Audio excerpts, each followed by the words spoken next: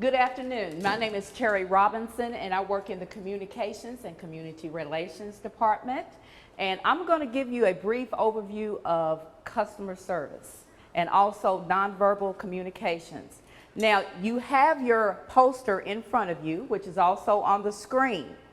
And at the top of your poster, it says, I am JCPS. This is the name of our customer service program. At the top is also our service and commitment. And at the bottom of the poster is the customer service standards. It's standards of expectation.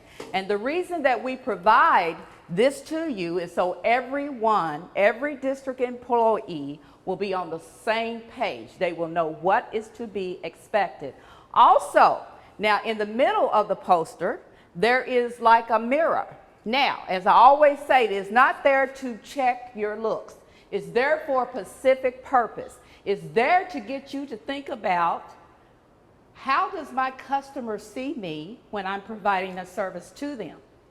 And let's talk a little bit about how you would like your customer to see you when you're providing the service. Now, in my trainings, I like a lot of participation. And if you do not participate, I have no problem in walking down the aisles and looking at you in your face and say, please respond. So let's get some response. How would you like for your customer to see you? What do you hope you are reflecting to your customer? Professional. Professional. Yes, ma'am. Good attitude. Knowledgeable, ma'am. Respect. And that's a lost art these days in these days and times. Ma'am. I probably would say enthusiasm. Enthusiasm for our job and what we do. Anybody else? Attentive. Anything else? Willingness to serve. Meets the expectation. Meeting your customers' expectations. These are all very important. Excellent. Our goal for the district is to set the standard of excellence in delivering customer service. Now, after you are well rested on the weekend, you come in ready to go. You're on top of your game. What happens by Wednesday? When you get to Wednesday, what happens? So tired. You're tired. You're in that I don't care mood. I'm ready for Friday. But our goal is to have every district employee to provide prompt, efficient, user-friendly customer service to everyone. And the 4 key words at the end of this sentence on the screen is every day in every way. You have to always be on top of your game to provide a consistent level of customer service every day in every way, okay? That does not mean by Wednesday you come in and you're tired and you have that I don't care attitude. That's not acceptable. We want you to be on top of your game. Now, who are our customers? Talk to me. Who are our customers? Everyone else in this building. We're MIs, we run the help desk, so. Okay, so tell me. Our teachers and staff. Teachers and staff. Who else? Students. Who else? Parents. And our community members. These are all our customers. Also, your colleagues are your customers. And oftentimes we do not consider our colleagues our customers. Now let's talk a little bit about that. Why do we not consider our colleagues our customers? Because they're doing the same thing we are. Because they're doing the same job. They're your colleague, but they are your customers. You need your colleague to get your job done. You have to provide a service to them. For example, I'm in communications. I depend on my colleague Jean to provide data so I can prepare a report for my director. And that's the same situation that you will encounter in your schools and offices. So your colleagues are your customers. Keep that in mind. And what is customer service? What does customer service mean to you? Put yourself in the customer's position. When you go into a department or grocery store, what impresses you? People's attitude. What else? Having what I need. Having the product or being able to provide the service that you need. What else? Sometimes just feeling welcome. Feeling welcome. Sir, That promptness to provide what I needed. being prompt. What else? I'm thinking like brick and mortar, I'm thinking cleanliness. Cleanliness. What else? Knowledge about the service or product. What else? Anything else? Quality. Quality Sometimes quantity. and quantity, as she said. Anything else? Also, customer service is the way we treat people when they walk into our schools and offices. Do we acknowledge them when they walk into our door? Do we greet them with a smile? Do we talk with them? Get to know them? Find out what they need? And do we really care about our customers, and do we demonstrate that? Do we talk to them to find out what they need and what they want? And it's also about making a personal connection with your customer. And how do we make a personal connection? We know we talk with them and we greet them, but how do you make a personal connection with your customer? Sir, Sometimes you go a little off the subject, asking like, how you doing, how home? I mean, it's nice out there, isn't it? You know, those kind of Exactly. stuff. That's not really on- that's how you get your customer to talk with you. Find a common interest. Talk about the weather and get them engaged in conversation. That gives them the opportunity to get to know you and you to get to know your customer. And they relax and they're able to talk with you. Also, it's about meeting the customer's needs. Meeting the customer's needs. But however, you never ever promise a customer something that you cannot deliver. That makes the customer angry. Tell me how you feel when someone promises you something that they cannot deliver. How does that make you feel? Like they have been dishonest. And that's something that we do not want to do. Always be honest with your customer. Tell them what you can do for them. And it's also the way you say it. A lot of customers do not like to hear that word no, cannot. You can always say, this is what I can do for you today. This is how I can help you. Okay? So please keep that in mind. Also, exceeding the customer's expectations. How do we exceed customer service expectations? How do we exceed their expectations? Yes, sir. When we go a little over what they was expecting for us. Let's say I was like in my position, the password is not working, and then they call me, or can you help me to reset the password for my email? Okay. Reset the password, and that's all she asked. But I can say, okay, while I get you on the phone, can you try to log in and make sure that everything works fine? So that is kind of a little on what he asked about that, and she's gonna be happy if you do something like that. Okay, it's simple as offering additional service. Is there anything else I can do for you today? Okay? Also, it's also about being a goodwill ambassador for our schools and for our district. When you're out talking with your families and your friends, you will be asked questions about the Jefferson County Public School District.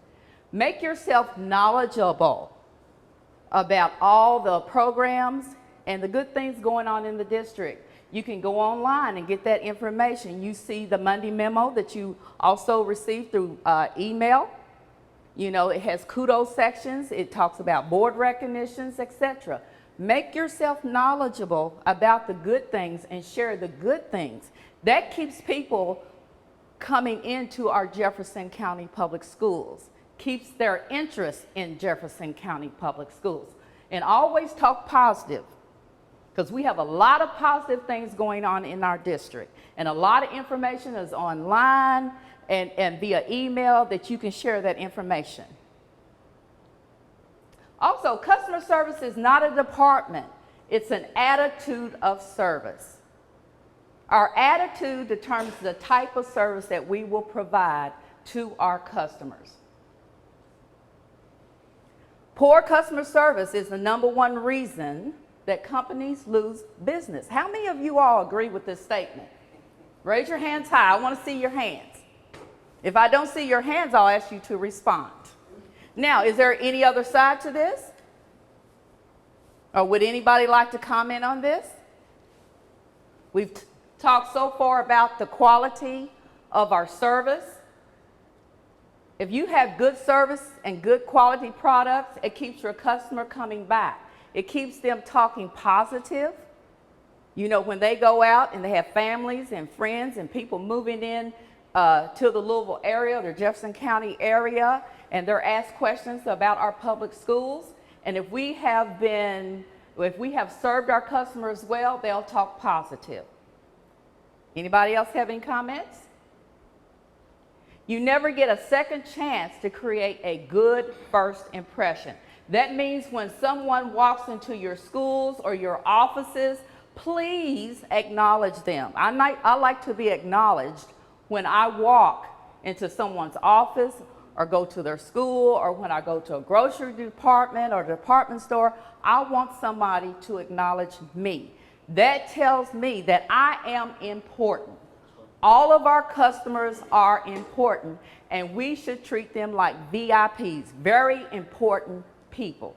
And we need to treat each customer the same and fairly. So please acknowledge your customer. Greet your customer. Make them feel welcome. Your attitude, your smile, and the way you talk to them, that will determine how they receive you and if they want to come back. Now we're going to talk a little bit about nonverbal communication. Give me some examples of nonverbal communication. A wave, hands. Gesture, or I guess the way, like, if you cross your arms. Crossing your arms, body language, hand gestures, anything else? Rolling your eyes. Yes, that's something that we all have to watch when we are dealing specifically with customers who are upset. Anything else? Stomping your feet. Uh-oh. When we are dealing with our customers, we really do not think about our nonverbal communication skills, which plays a 93% role in how we interact with our customers. So let's talk a little bit about our gestures. Specifically, let's start on the hand gestures. When your customer enters your office or your school and you say, "Good morning, my name is Terry Robinson and welcome to the communications department. Please have a seat over here." Now, how does that look to you if somebody points you to an area to have a seat? How does that look to you? I'm sorry? When somebody points you to, how does that look? Forceful. What else? Dismissive. What else? Bossy. Disrespectful. Like you are commanding them to an area. What we need to do is do that with an open hand that makes them feel welcome. And also walk your customer to that area. Never point your customer to the area. I know when I go into a department store, there's nothing more that I dislike is for somebody to point me in that direction and have me find the item that I need. Like aisle 5, walk your customer and do that with an open hand. That's more inviting. Also, we talked about different body languages. Now let's talk a little bit about the folding of the arms. If you're having a conversation I'm having a conversation with this gentleman here, and my arms are folded.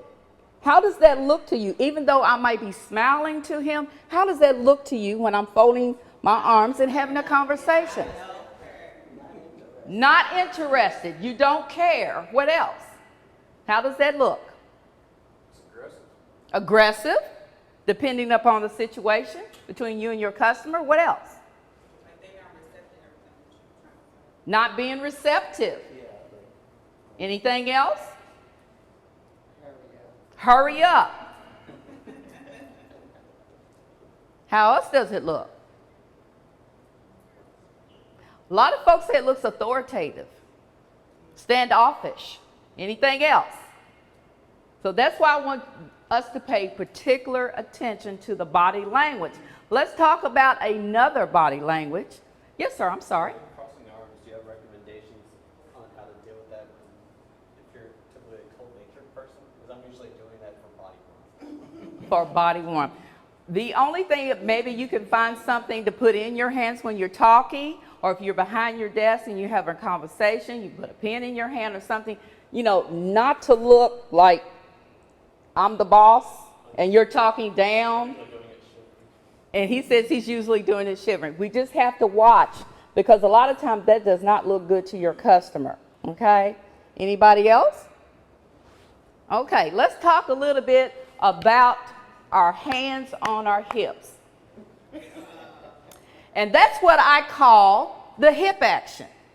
And the reason I say that is because oftentimes, ladies, sorry to call you out, is that we do not think about that we're doing this, but when we're working with our students, how do they perceive that when you have your hands on your hips? Sassy. What else? Especially to the little ones. How do they perceive that? What does that tell them? That you're mean? And what do they associate it with? Their mom. That tells them I'm in trouble for something. And we do not want to scare our children, okay? So we need to watch the hands on the hips. Also, if you're talking to an adult, whether it's your colleague, a community member, or a parent, how do you think they perceive that when you have your hands on your hips? How does that look? These are things that we really need to think about, and we don't think about this when we're interacting with our customer. Hands on the hips. Ladies, how would you think? I'm talking to this young lady here, and I have my hands on my hips. What does that look like? She said trying to be smart. Talking down. Anything else, gentlemen? Looks to me, from the outside, looks like you're giving her a lecture on something. Giving a lecture, he says. Anybody else would like to comment? Okay, so we have to watch our body language. Also, when you're having a conversation, what about the rocking on the heels? What does that look like when you're talking to someone? Hurry up. My time is my time. Okay. And also the patting of the feet, whether you're standing up or sitting under your desk. That's also telling the customer, hurry up. You're on my time. I'm impatient. So we have to watch those things with our body language. Also, let's talk about our facial expressions. Now, sometimes during the course of this orientation, I get some strange looks. Like, what is she going to come up with next?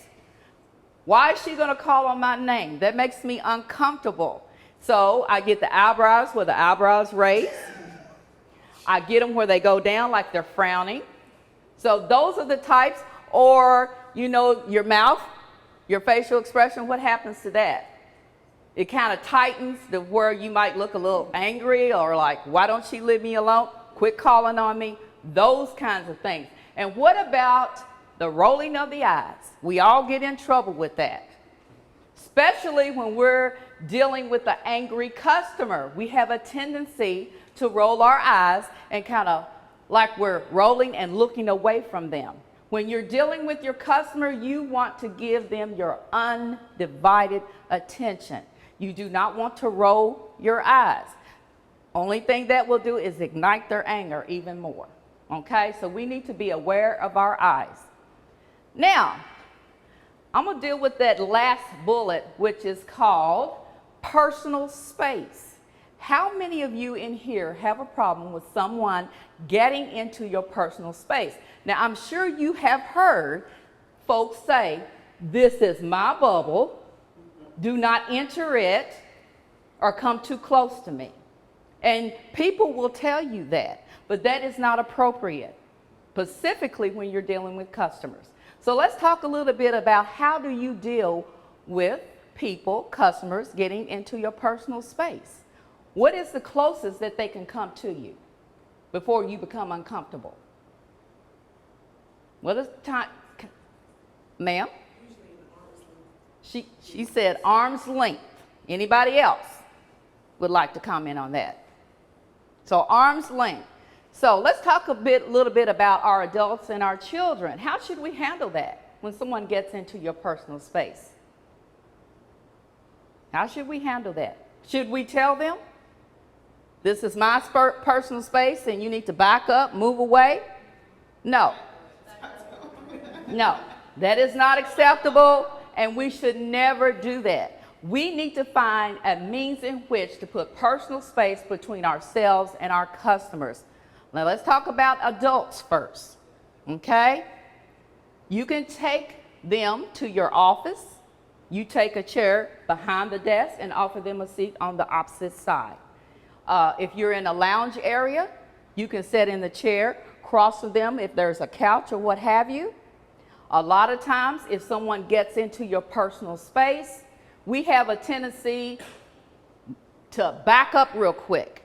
That's something that we do not want to do. That calls attention to ourselves, and it sometimes could anger your customer. So what you need to do is gradually move back or gradually move to the side.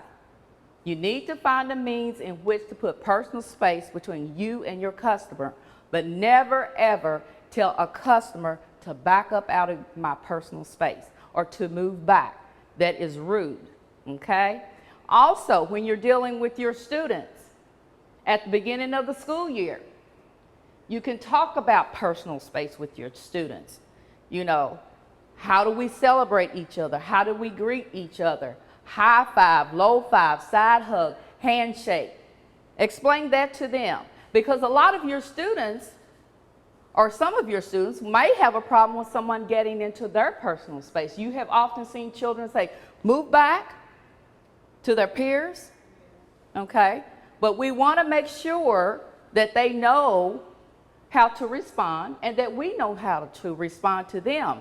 Because there may be some of you here in this room that's not comfortable with someone getting into your personal space. So again, please find a means in which to do so when you're communicating and working with your customers.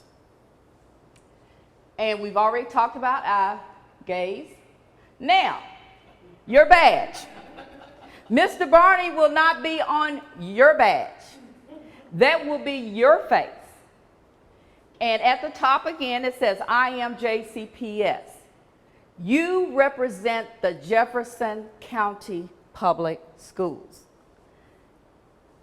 And when your customer comes in contact with you, whether it's the first or second time, they will make that determination on how they see JCPS upon the service that they receive from you. You are the image for the Jefferson County Public Schools. And we want folks to have a positive image about the district.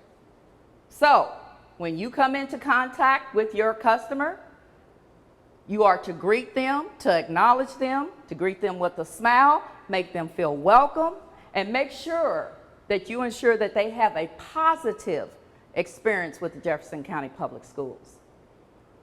Now, these are the things to keep in mind.